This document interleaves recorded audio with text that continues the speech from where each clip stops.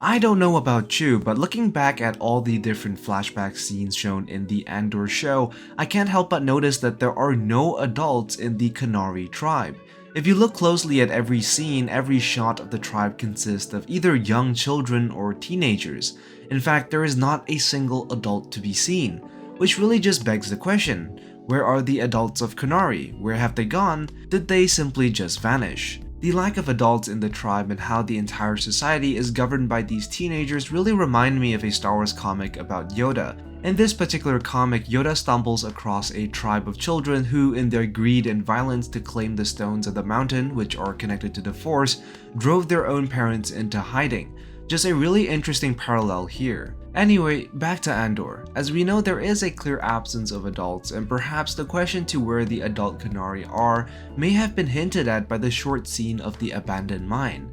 Now we know for sure that Andor does indeed have biological parents. This is something that is confirmed in the visual guide to Rogue One. However, as the story is told, it doesn't really seem to match with whatever is going on Kenari. In the guide, it tells us that Andor's father was killed during a protest on Kurita Academy, in a protest against Republic militarism. Little is known about Andor's mother as she died at a relatively young age. Now, keep in mind that the Kurita Academy is a military academy based on the planet Kurita, a completely different planet. It is also the academy that Han Solo attended during his early years. But what we are shown in the Andor show is that the Kenari tribe appear to be a relatively primitive society. Judging by their clothing and choice of weapon, it really does tell audiences that this is a society that is hardly exposed to the outside world. On top of that, the way in which Cassian reacts to the inside of the ship, which is a mixture of curiosity, awe, and anger, seems to suggest that this is not something that he is really used to. So it really does seem like a mismatch between what we've been told in the guide and what we've been shown on screen. But what if beneath Cassian's anger there is something more to it? What if it was a little bit more complicated? As we see in the show, Cassian stares over the abandoned mine, something which clearly the kids could not achieve on their own.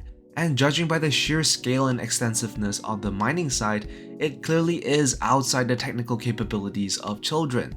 So what is likely is that the mine must have existed or been operated during a time when adults were still around. What we also know is that the Empire or late era Republic had a tendency of exploiting the local population and resources of a planet. It was standard practice for the Empire to acquire precious resources to fuel the Imperial army by means of coercion or manipulation. So in this case, it's possible that the Empire commissioned the creation of the mining site and used the local population as miners. However, the insatiable hunger of the Empire often meant that entire worlds were stripped of their resources to the point where nothing was left. And once there was nothing left, the Empire would just simply leave.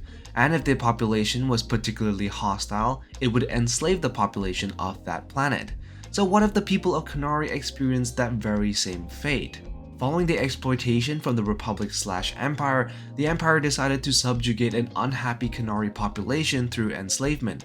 And during this period of violence, only a handful of children survived, retreating deeper into the forest where they could avoid detection. This would also explain why they were so wary of the crashed ship in the first place, uncertain of whether the newcomers were friend or foe.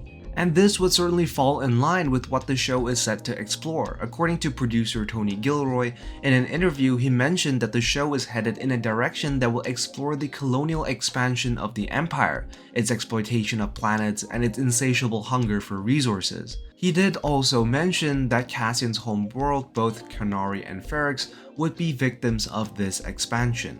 Now, the idea that there are only children left on the planet due to the enslavement of the adult population is a plausible theory. However, this wouldn't really explain why Cassian's father was killed on Kurita at all, on an entirely different planet. Adding to this theory is the idea that Kenari might have been a hub for insurgents and for those who wish to resist Republic rule. With the population already anti-Republic due to the mining exploitation, it wouldn't be too far-fetched to assume that insurgents would be fostered among the local population, with Cassian's father being one of them, turning the planet into a centralized hub for separatist insurgents. Using this theory, it would also explain why the Empire might wish to enslave the local population once there was no longer any resource to harvest, ensuring that the local population would not pose a threat to the Republic or Imperial rule. Which is why in the Andor show, all that's left is a tribe of children hiding in the forest, scavenging to survive. So that was my 2 cents on why there are no adults to be seen on Kenari, and how this might link into Cassian's real parents. What do you guys think happened to the adults on Kanari? Be sure to like and subscribe, and I will see you in the next one. I am the Lost Acolyte, and I have spoken.